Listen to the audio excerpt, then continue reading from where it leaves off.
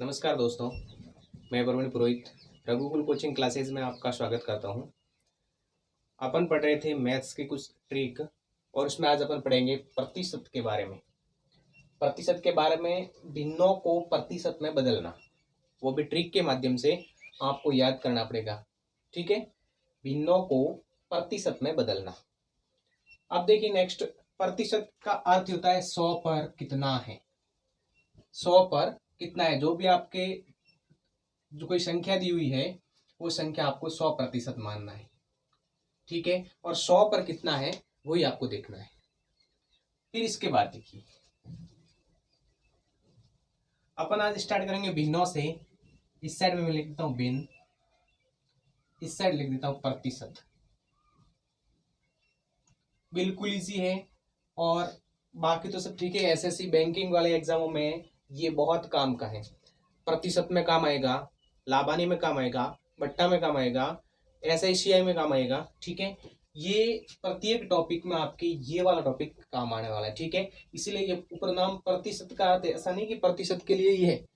ठीक है, जितने भी आपके मैथ के टॉपिक है जिसमें लाबानी है, साधारण ब्याज, चक्रवृद्धि ब्याज है, ठीक है, उसमें सभी में काम आने वाली चीज है। सबसे पहले देखिए, अगर आपको एक दिया हुआ है तो एक तो वो स्वयं संख्या होती है, स्वयं संख्या। और स्वयं संख्या अपन क्या मानते हैं, 100%। एक तो क्या होती है, स्वयं संख्या, और स्वयं संख्या अपन कितनी मानते हैं, 100%। फिर इसके बाद में आपकी एक भिन्न आती है 1/2, और 1/2 का अर्थ आपको पता ही है 50%। अब कैसे ज्ञात करना है, तो देखिए जैसे कि 1/2 है उसको प्रतिशत में बदलना।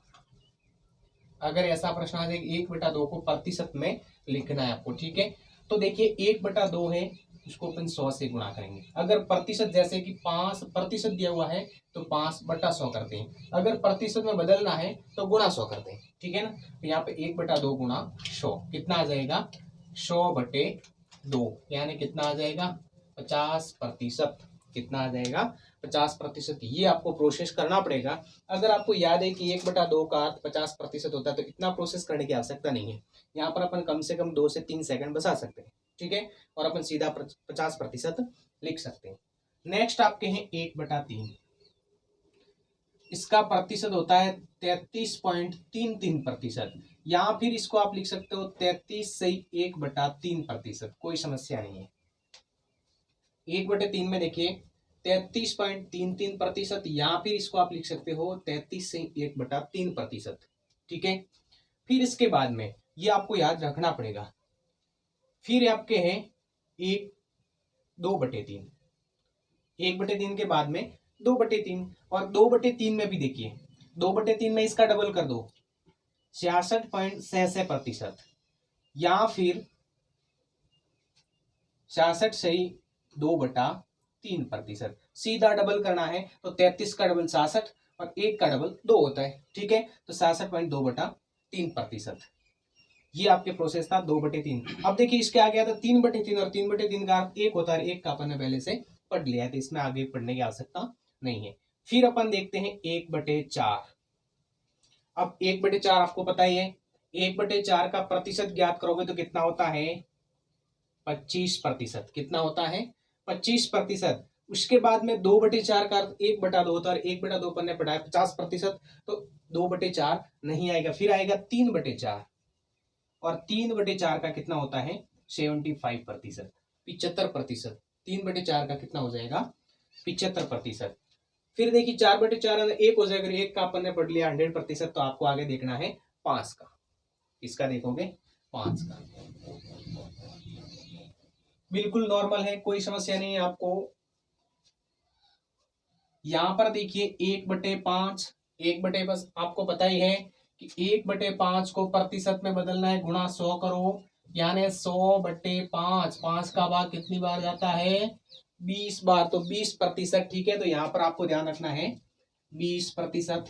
फिर यहां पर देखिए 2/5, 2/5 1 का दुगुना, 1/5 का दुगुना 2/5, इसका दुगुना कर दो सीधा, कितना हो जाएगा, 40%। फिर 3/5, 3/5 3 गुना, 1/5 का 3 गुना, तो इसका 3 गुना कितना हो जाएगा, 60%।